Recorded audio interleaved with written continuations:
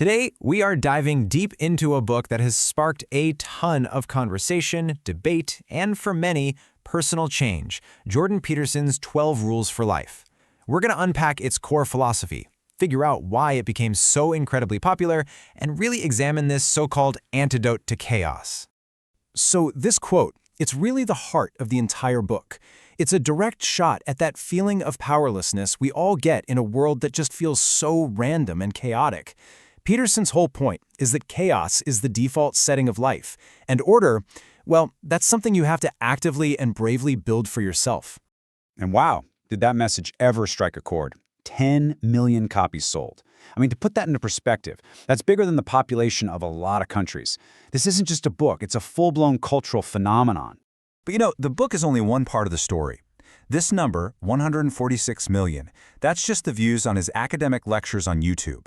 We're talking hours-long deep dives into psychology, mythology, you name it. It just goes to show you there's a huge appetite out there for these big ideas about meaning and responsibility. So what is it? Why does this resonate so deeply with so many people? To get that, we first have to understand the problem 12 Rules for Life says it's solving. We have to look at its diagnosis for what's ailing us in the modern world. The starting point is, well, it's pretty blunt. Life is suffering. Peterson's argument is that this isn't about being a pessimist, it's just about facing reality. He says that accepting that hardship is a basic truth of being alive is the absolute first step you have to take if you want to build a meaningful life, instead of just chasing after happiness, which can be pretty unreliable. And analyses of the book's success really point to a few things happening all at once in our culture. For one, this message of tough, personal responsibility really hit home for people who felt like society was maybe getting a little too soft. It also offered a kind of anchor in a world where old traditions and moral rules seem to be fading away. And for some, it seems to have filled a need for a strong, father figure-like voice offering direct, no-nonsense advice. Okay, this is where things get really fascinating. It's how Peterson actually structures the world. His whole philosophy is built on this fundamental duality, these two huge opposing forces that he believes shape literally everything we experience. The first force is chaos. Think of chaos as everything you don't know, everything you can't control. On one hand, it's where all new ideas and possibilities come from. It's pure potential.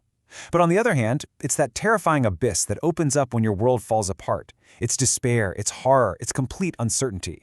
And the second force? That's order. It's the complete opposite of chaos. It's all about structure, security, rules, and tradition. It's the comfort of knowing what's going to happen next. It's that stability we all crave deep down. And this is where the dynamic gets, well, a little more complex. Peterson draws on these ancient psychological archetypes and maps these forces onto gendered symbols. Chaos gets framed as the eternal feminine, this creative but also destructive source of all potential. And order is framed as the masculine, the hero who has to confront the dragon of chaos to build a safe, structured world. In this view, our entire lives are a constant dance between these two principles. This quote just nails the human condition as he sees it. It's like we're all living on this tiny little island of stability, our personal sense of order, and it's surrounded by this vast, unpredictable ocean of chaos. The goal isn't to get rid of one or the other. It's to learn how to live right there on the border between them. So if we're always stuck between chaos and order, what's the solution? What's the antidote he's talking about? Well, it's not about changing the world out there. It's about a massive shift in your own mind. It's about taking on what he calls radical responsibility. First things first, you have to completely reframe your goal in life. The book argues that chasing happiness is basically a recipe for disaster. Why? Because happiness is fleeting, it's unpredictable. If you make that your main goal, you're just setting yourself up to feel like a failure. Because let's remember the first principle. Life is suffering. So if not happiness, then what? The alternative is the pursuit of meaning. And meaning is something totally different. It's deeper, it's tougher. It's the thing that can get you through the suffering, not just something you feel when the suffering stops for a moment. So, the million-dollar question is, where does this meaning come from? And the book's answer is crystal clear. It comes from responsibility. Real meaning is forged when you voluntarily pick up the heaviest load you can possibly manage. It's about looking at the chaos in your own life and choosing to create order. And that's not just a nice metaphor, it's the core of the whole antidote.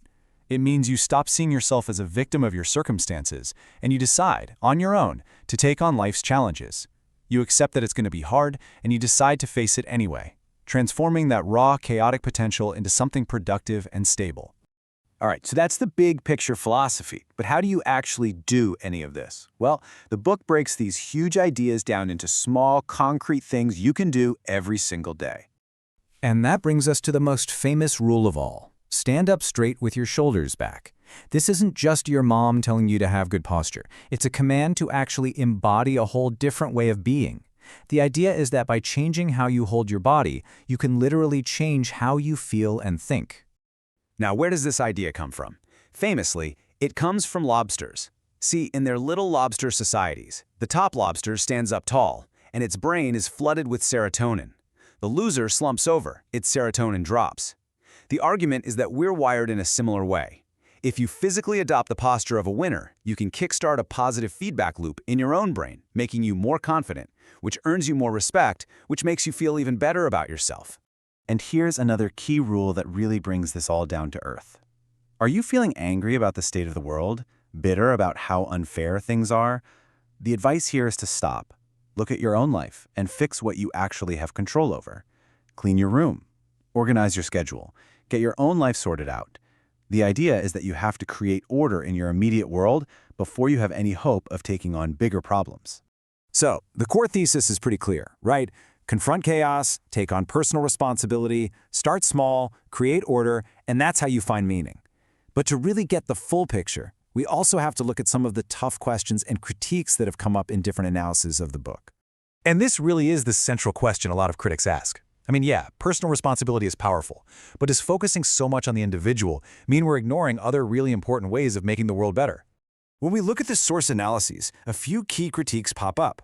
First, some argue the whole philosophy kind of falls short on huge problems that one person can't solve alone, like climate change, which obviously require us to work together. Second, that whole framing of chaos as feminine and order as masculine is seen by some critics as just unnecessary and based on old stereotypes. And finally, some point out that there's no real end game, no vision for what a better society actually looks like, other than just a bunch of individuals who've cleaned their rooms. But you know, regardless of the critiques, the central challenge of the book is still a pretty powerful one. It forces you to look inward. So we'll end with this question, turning it right back to you. For just a moment, forget about the rest of the world. In your own life, right now, what is one small piece of chaos that you could transform into a meaningful piece of order?